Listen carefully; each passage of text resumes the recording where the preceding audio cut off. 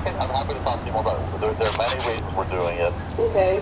We don't understand how the wind in the upper atmosphere moves. In these chemtrails, there's different kinds of chemtrails, as you probably know. Different trails at night we use and different trails during the day. The wind blows them around.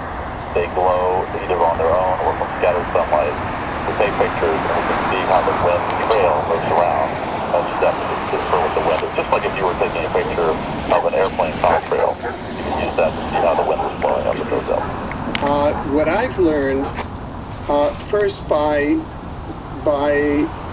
interviewing the panel of experts at EUCACH. Their website is eucach.org.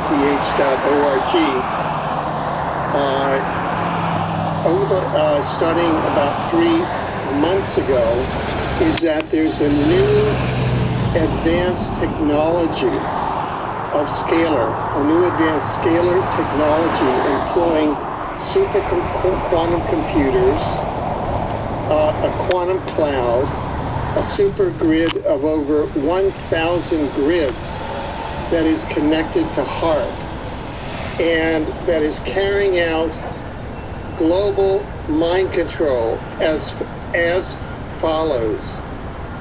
For example, we all see chemtrails over many cities throughout the world. I know that the last time that I was in Amsterdam, I saw chemtrails over Amsterdam. Here over Vancouver, chemtrails.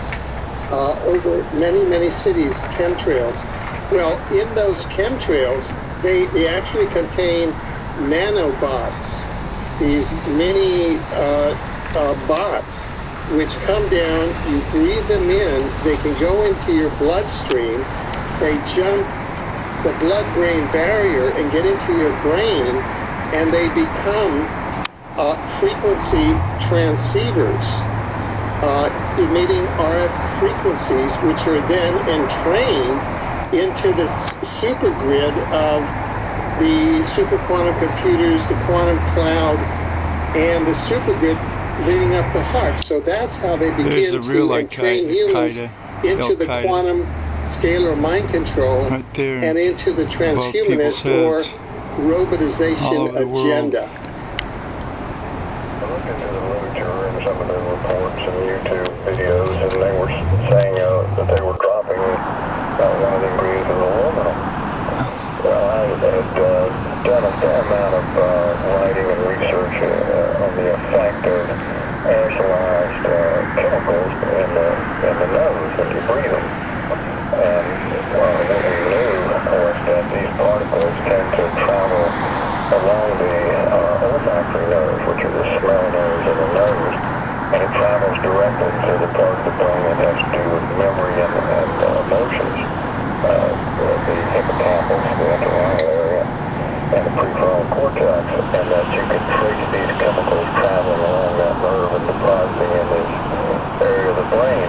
The other thing that was known is that if you aerosolize aluminum, it's one of the metals that passes very easily along this track and directly into the brain, so it bypasses the blood-brain barrier and goes directly into the brain and accumulates.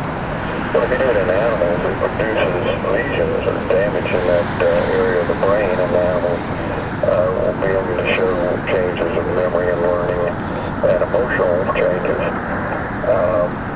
When we look at